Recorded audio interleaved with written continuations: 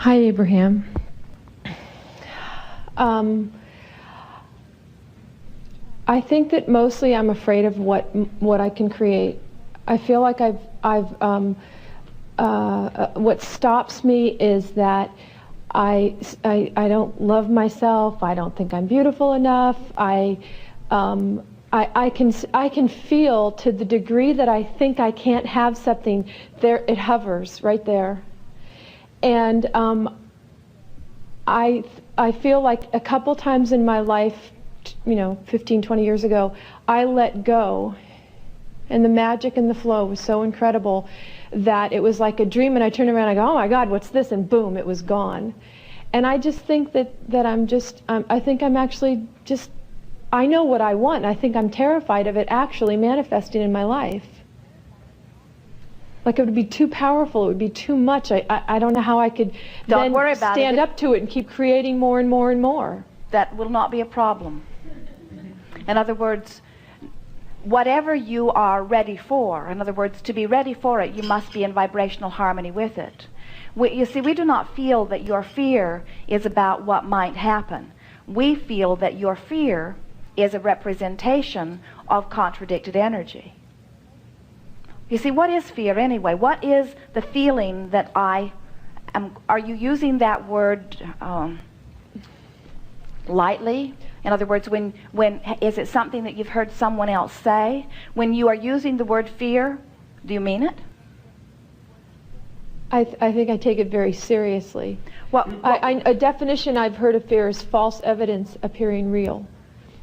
But I believe that it's real, instead of just saying it's not real. Let us give you a definition of fear that will help you moment by moment, especially if you are in the moment of fear. What fear is the feeling I have when I'm holding a desire in my conscious attention and a belief that contradicts it in the same moment. In other words, what fear is the feeling of summoning energy because I have a desire and not letting it flow because I have a belief. Mm-hmm. The best literal, visual example of fear that we could give you is, imagine a room fan blowing air on you. You know it's on because you can feel the air. It's quiet because it's heavy-duty fan and very well made.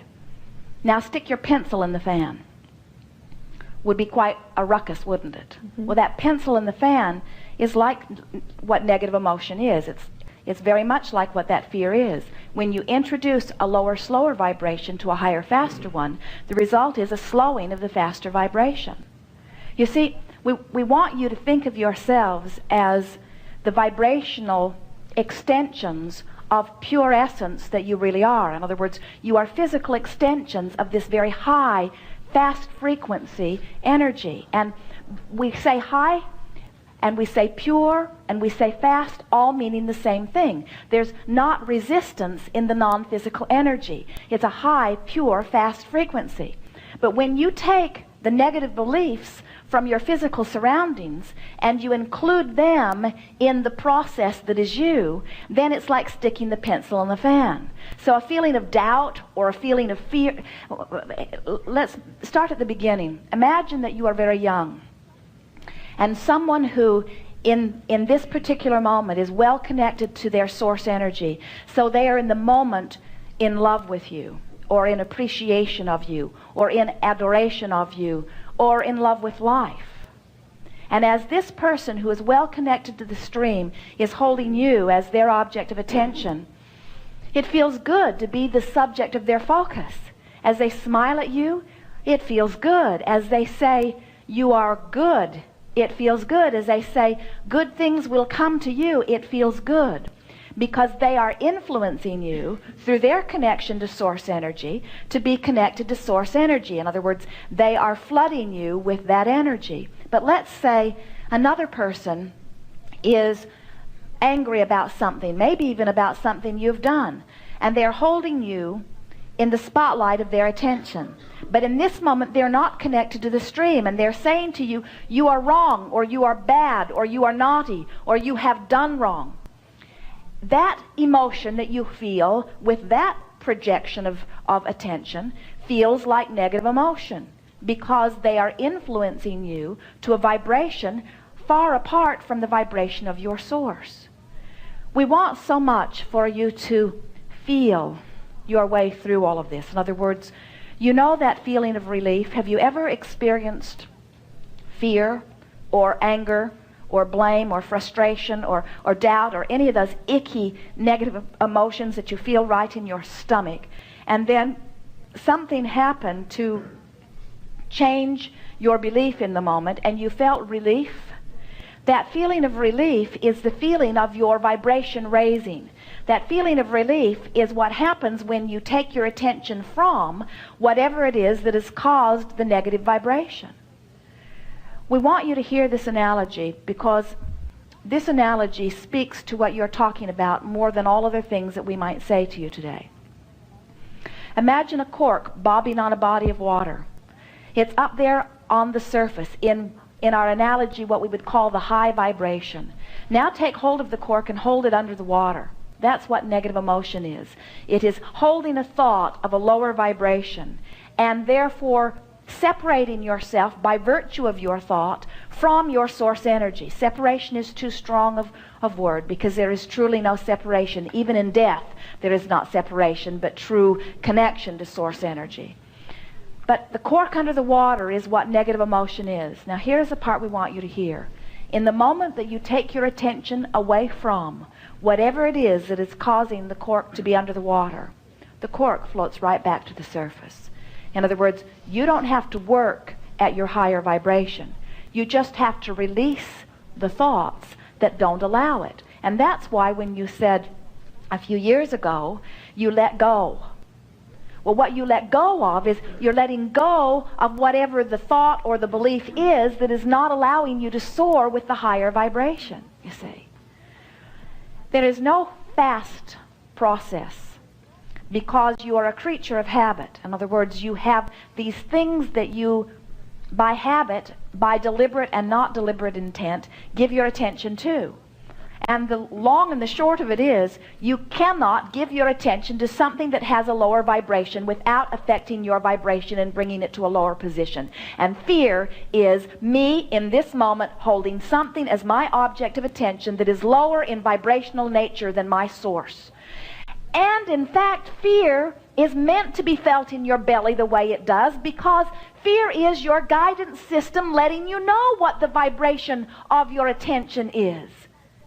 Isn't it a wonderful thing? Do you go to the dentist and say, my fingers are so sensitive, whenever I touch something hot, it hurts. Whenever I touch something sharp, it hurts. So please, a little Novocaine in each of my fingers so that I can get out there in the real world and not be so sensitive. You would never do that, would you? And yet your emotions are the same thing. That fear that you are wanting to get rid of is your best friend. That doubt, that anger, that negative emotion, because what it's saying to you is, hey, right now, right here, you are holding something as your object of attention that is not in harmony with your source, not in harmony with your knowing, not in harmony with who you are, not in harmony with your desire. It's nice that you have the free will to hold your attention there. In other words, you are so free you can choose bondage. You are so free you can choose misery. You are so free you can feel as glorious or as rotten as you choose to feel. But the thing we so much want to impart to you is that you are choosing by your attention to the subject. So when you feel that fear, say, hey, I can feel fear. I've got a guidance system that is working, and what it is telling me right now, my vibrational meter, bless this wonderful meter, it is telling me that something that I'm thinking about quite a bit is not in harmony with who I really am and what I really know. And there are no thoughts that will give you a greater knot in your stomach than thoughts of disapproval of self. In other words, your inner being adores you. Your inner being knows your value and reason for being here. And when you choose, through influence of others, or as you've picked it up along your physical trail from who knows where, when you choose a thought that feels like, I don't like me, or I'm not appropriate, or there is something wrong with me, or I am not good, you are never, ever, ever going to hold those thoughts and feel good at the same time. It's sort of like saying to a child, Here's a little child who wants to take his shoes off and walk in the street. And as you look out in the street, you see all kinds of broken glass and pieces of sharp things. And this little child with his tender feet is determined to walk there. And here, just a foot away, is a grassy lawn that is soft and tender to his feet. And he steps into the street and is crying from the pain of it. And you say, step here where it is smooth and where it feels good. And he says, no, I want to walk in the street. And you say, but you would feel ever so much better if you would just walk here. It is a very small difference. In other words, a foot or two difference, and your vantage point is almost the same. In other words, it is really every bit as easy to walk here as here. And he says, no, I will walk here. It is illogical, isn't it? And yet it is almost what you do as you insist on holding thoughts that are painful to you, when a thought that is less painful is every bit as accessible, every bit as viable, often right there under your nose. This child may say to you, well, my mother walked in the street, and her mother walked in the street. In fact, everybody I know walks in the street, and so I think I should too. Ow, ow, ow, ow, ow, ow, ow. I dare not go up there where it feels better. Why not? It must be wrong. Hardly anybody is there. Must not be the thing to do. Perhaps I prove my goodness by walking here in the street. Ow, ow, ow, ow, ow. This is ridiculous, isn't it? We're wanting it to feel ridiculous. We're wanting to make a mockery of your willingness to hold negative emotion. We want you to feel the absurdity of it. We want you to recognize that there are choices, you see.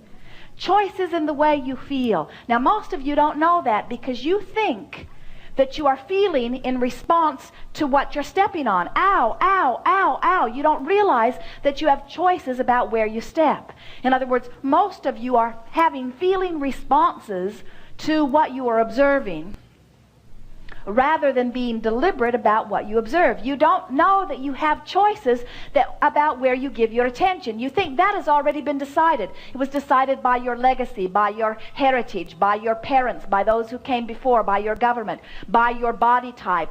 In other words, you think you do not have choices about the way you feel, because you think you do not have choices about that which you give your attention to, because you have been so easily influenced by those who have been making a lot of... In other words, when the crowd is walking in the street moaning and complaining, illogical as it seems, most of you will follow, moaning and complaining.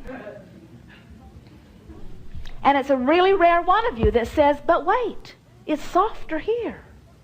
Ah. As they turn to you and say, wrong. You must suffer and persevere in order to have growth. Have we convinced you yet of the absurdity of your choices? In other words, when you start approaching life purely in terms of vibration, and that is really what we want so much from you. You are energy-based beings. You are vibrational beings. That's who you are. Everything is about vibration. Everything that you are is pulsing and vibrating. You've done a very good job of interpreting vibration through your physical senses. What you see with your eyes is a vibrational interpretation. What you hear, that's easier for you to grasp, isn't it? That sound is vibration. But so is sight, so is smell. Your nose interprets vibration. Your taste is an interpretation of vibration. What you feel with your sensors in your skin is an interpretation of vibration. And what you feel in your solar plexus through the fear or emotion that you feel is an interpretation of vibration.